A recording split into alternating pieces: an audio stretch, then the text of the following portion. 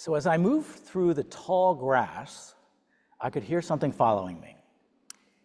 The faster I walked, the faster it followed. Whatever was following me was some kind of animal. Fearful, it was a tiger, I began to run. And then suddenly I woke up, panting and sweating from the recurring dream I was having when I was probably around 25. Now, I'd always paid attention to my dreams, and this one was so vivid and frightening that I researched what it could mean. One Hindu interpretation resonated. It said, "A tiger dream often presents a powerful divine energy, primal instincts, challenges to overcome, a need for courage and self-reflection." The dream continued for a few more nights. Finally, in one dream, something different happened. Same dream, I'm walking, I can hear the tiger, I can hear the noise behind me, and this time I stop and I look back directly at the tiger that was following me. Through the tall grass, I can see the gem-like glowing eyes of this tiger staring back. We stare at each other. He turns around and walks away.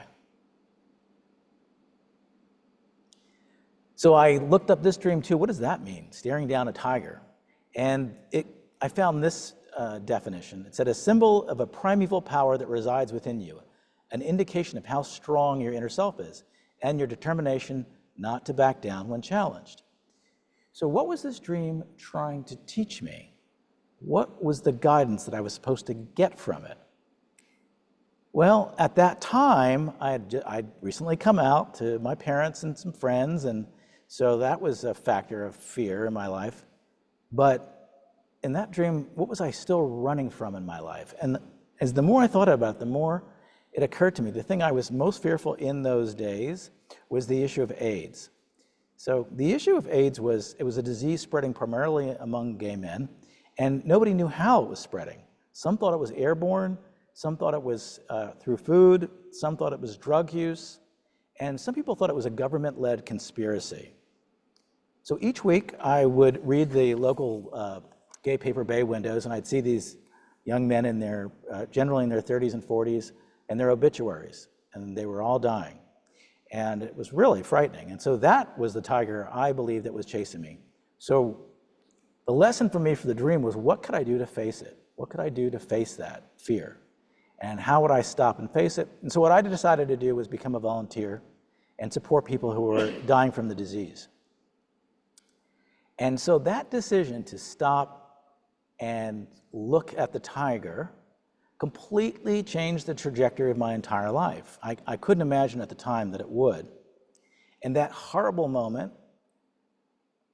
would it have an immensely positive impact on my life?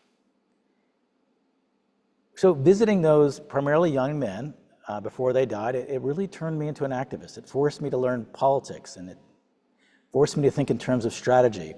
It took me on a whole new path. I was planning on just becoming a pastor, and it opened up new paths. And as I faced that tiger, doors opened and they presented themselves that I'd never imagined. So I look back on that dark history in my life and the world, and I have a paradoxical realization. It was the horror of that AIDS crisis was an impetus for living a very powerful life. It's paradoxical in that what looked to be the worst thing that could be happening turned out to be an incubator of my spiritual growth. And looking over my life, I find a similar pattern emerged, similar to that.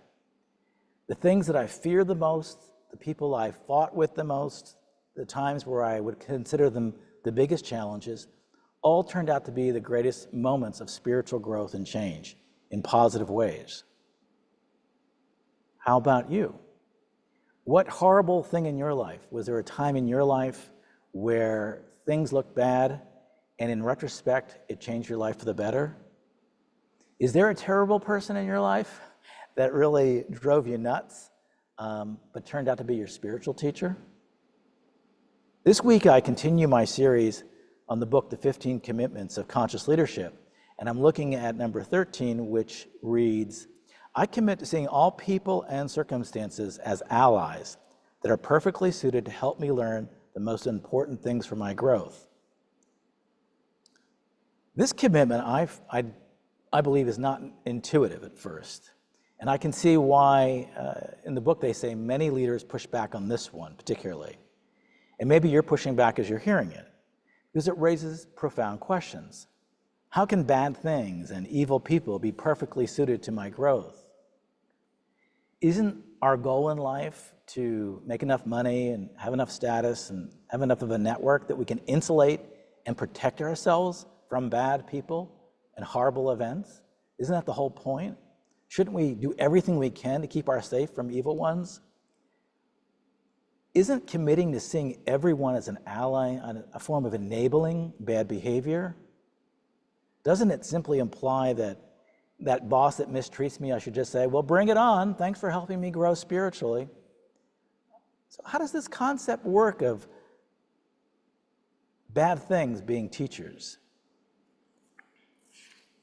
I believe the way that it works is it starts with our own egos, our own mind, that we have in our imagination the perfect way that things are supposed to work out. Generally, we want life to be somewhat effortless. We want everybody to treat us with respect. We want to make a decent living. We want a nice place to live. We want our significant others and families to be there to support us. But in reality, we know, based on our life experience, that's an illusion of the world that we imagine, but it's not the real world.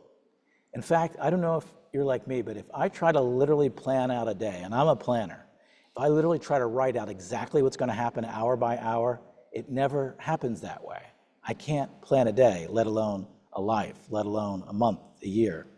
That life is full of the unexpected.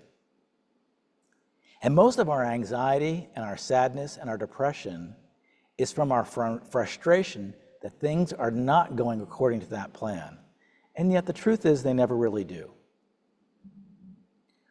Often when we're getting the results that we want in school or our job, in our health and our relationship, we double down and we push harder.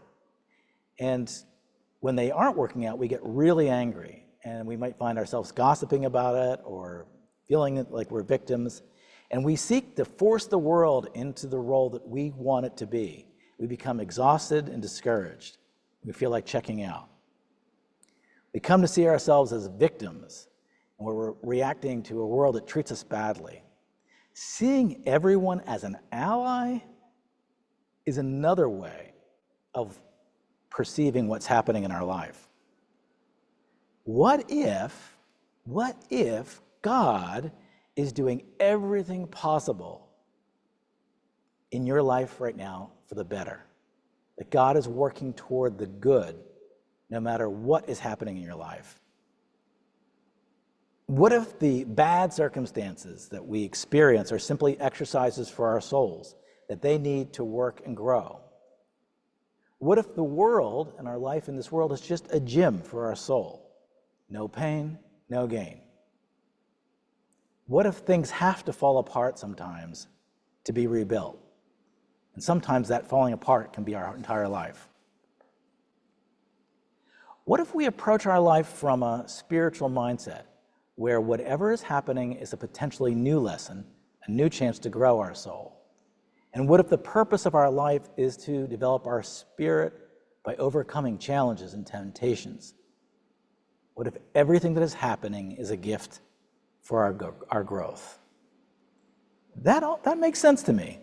And in a letter from Paul to the Romans, he has this beautiful line that I love. He says, "As we know, for those who love God, all things work together for the good, for those who are called according to his purpose." Can we really believe that? Is God really working to make everything better? On the Swedenborg website, they have a really lovely summary of Swedenborg's view on divine providence. It reads, "In every moment, God is seeking to bring about good. In this way, there's a general flow of providence that is working to draw us toward the heavenly life. God does not ordain tragedy, but within a tragic or traumatic moment, the Lord can bring about amazing good through inspiring those involved to heal themselves and become healers for others. by inspiring communities to come together in love and justice. The stream of providence is always flowing. Sometimes we can see it, and sometimes we can't. It's like a cross stitch, a knitting on the back. It's often quite messy, but when you look at it from the front, you can see a beautiful pattern emerge. We can see this in the Bible at the worst time in Jesus' life. He says, he's with Judas from the reading today, and he says to him at the table, the Last Supper, go and do what you need to do quickly. And Judas will return to Jesus with a kiss of betrayal. And without that moment, we don't have the execution of Jesus and the resurrection of Jesus and the story of Jesus. Can we see Judas as an ally in the story? Strange way of looking at it. Jesus tells us this radical idea that we talk a lot about in church here, love your enemies. One way we can learn to love our enemies is if we see our enemies as our teachers. Instead of focusing anger and hatred on them, we can ask, what are you trying to teach me about myself? What about my hatred for you is a projection of myself? Can we see our enemies as our teachers?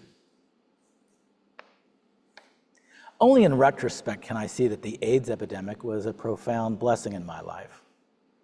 I realized God didn't wish that for humanity, but despite the horror of it, God worked for good in my life. More recently, when we had a pandemic crashing down on the world in March 2020, I preached a sermon that we should not be afraid, which was the title, and predicted that what looked awful at the moment could be an opportunity for us as a community. Now, looking back at that horrible pandemic, I see good. Here's one, very obvious to this community. Without this pandemic, it is safe to say our community as we knew it might have died. It forced us online. For me, one of the special blessings I always mention is having my dad and my sister join us, and all of you all over the country joining us for worship. We didn't have that before. The horror of the pandemic forced change. Was the pandemic an obstacle or an ally? In the moment we said obstacle, we shut down services, and Annabelle and Katerina scrambled to set up conference calls and teach people to get on Zoom. We panicked. It was scary. People were really scared. But with distance, we can see that it could be an ally in the way it served our community. How about right now? What's frustrating you right now? Who is driving you crazy? Would you be willing to shift how you look at that? Would you be willing to see your frustrations and even your enemies as allies who are helping you to grow spiritually? If the world is our learning laboratory for our spirit, what lessons are you working on now? What tiger are you running from that, if confronted, could be your teacher? The famous poet William Blake was deeply influenced by Swedenborg, and he wrote his poems using symbols very often taken from Swedenborg. An excerpt from his poem Tiger explains that God is both the creator and our challenger. And I'm just going to read just a couple stanzas from it. I won't read the whole poem, but it's quite famous and it's fun to read. Tiger, tiger, burning bright in the forest of the night, what immortal hand or eye could frame thy beautiful symmetry? In what distant deeps or skies burnt the fire of thine eyes? On what wings dare he aspire? What the hand dare seize the fire? And the last stanza. Tiger, tiger, burning bright in the forest of the night, what immortal hand or eye dare frame thy fearful symmetry? All of us have tigers following us. Are we willing to stop, turn around, and face them? Are we willing to see all people and all challenges as allies and embrace the gift of the challenge to grow our souls? That's the question. Amen.